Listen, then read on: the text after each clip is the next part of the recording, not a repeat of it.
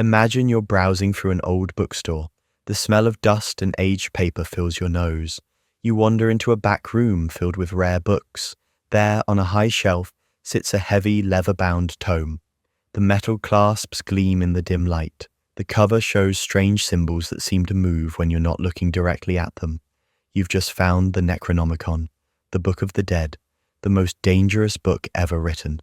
What happens next will change your life forever, and not in a good way. What is the Necronomicon? The Necronomicon is a grimoire, which means a book of magic spells and forbidden knowledge. It tells of ancient beings so powerful and alien that just knowing about them can drive you insane. The book has many names. Some call it the Book of the Dead. Others know it by its original Arabic title, Al-Azif. This strange name means the howling of demons in the wilderness. Even the title should warn you away. The Mad Author. The book was written by a man named Abdul Alhazred. History remembers him as the Mad Arab or the Mad Poet. But he wasn't always mad. He started as a normal person, like you or me.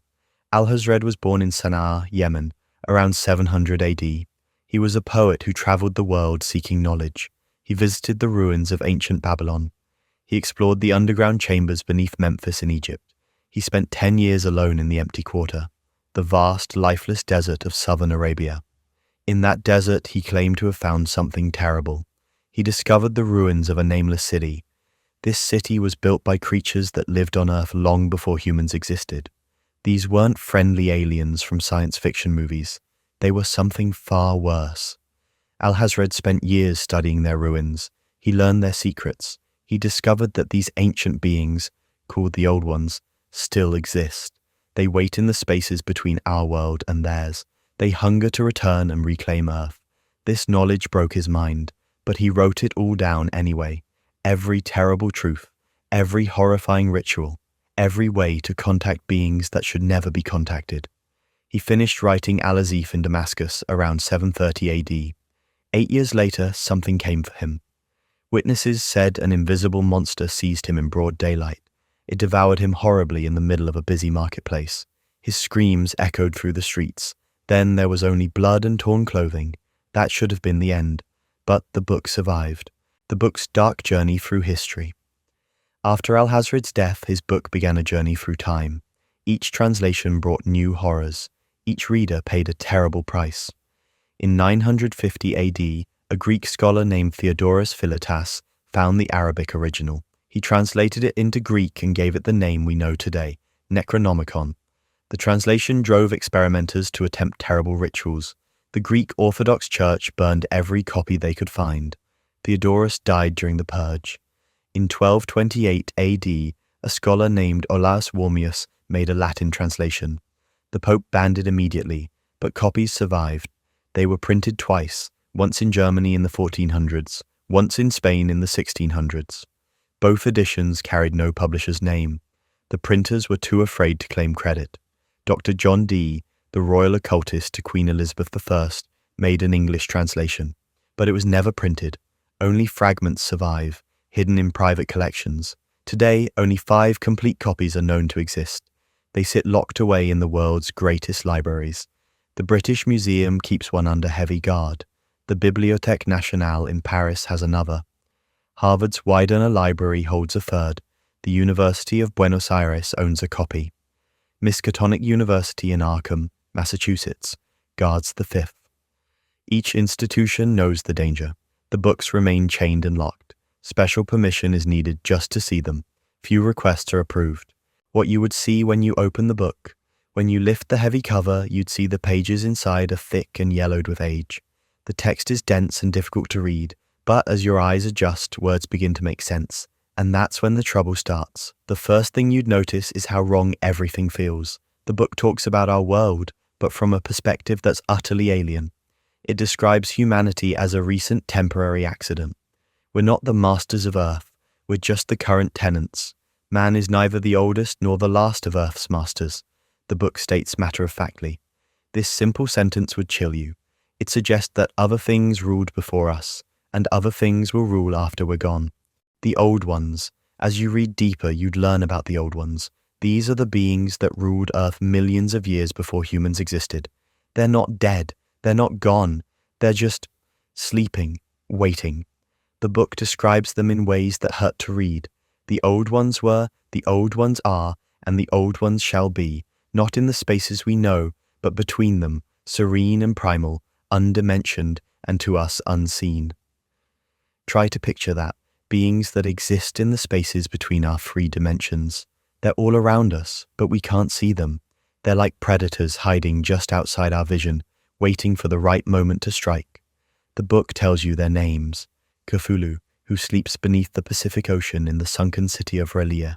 Yog-Sothoth, the key and guardian of the gate between dimensions. Azathoth, the nuclear chaos at the center of the universe. Nyarlathotep, the crawling chaos who walks among humans in disguise.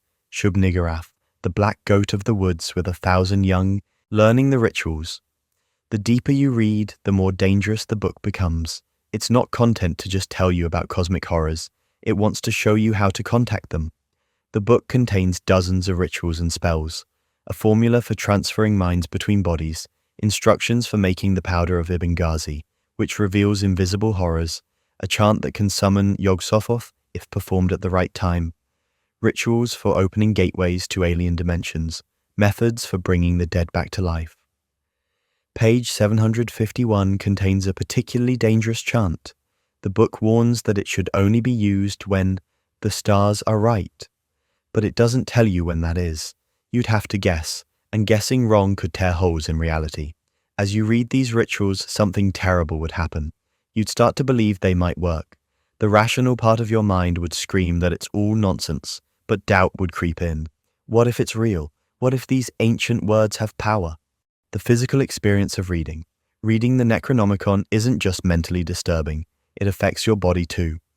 Readers report headaches that feel like something pressing against the inside of your skull, nightmares filled with non-Euclidean geometry and impossible angles, a constant feeling of being watched, hearing whispers in languages that don't exist, seeing movement in your peripheral vision that isn't there when you look directly. The book seems to fight against being read. The text shifts and blurs. Symbols appear in the margins that weren't there before. Pages stick together, as if the book doesn't want you to turn them.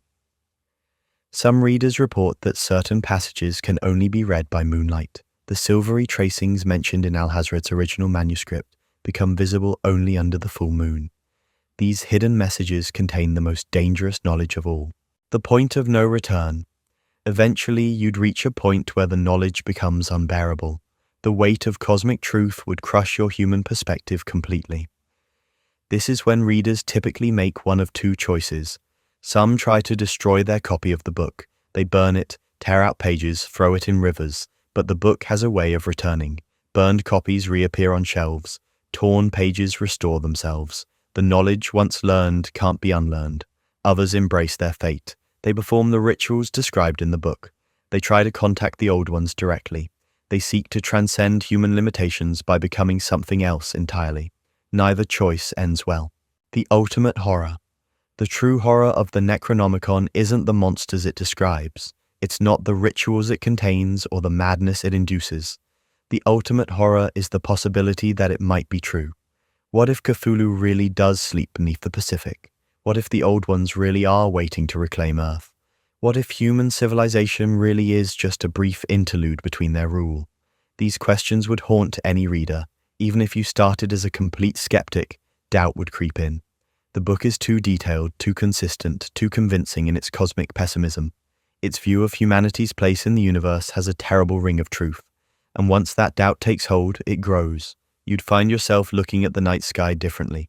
Those distant stars wouldn't seem beautiful anymore. They'd seem like the eyes of sleeping giants, waiting to wake up. The Modern Necronomicon. In today's world, the Necronomicon might not appear as a leather-bound tome with metal clasps. It could be a PDF file shared on obscure forums, a series of blog posts hidden in the dark web, a collection of videos posted to streaming platforms. The medium doesn't matter. The knowledge remains just as dangerous whether it's printed on ancient parchment or displayed on a smartphone screen. In some ways, digital distribution makes it worse. Now the book can spread instantly across the globe, infecting thousands of readers simultaneously. Modern readers might think they're safe because they're encountering the book through a screen rather than handling a physical copy. They're wrong.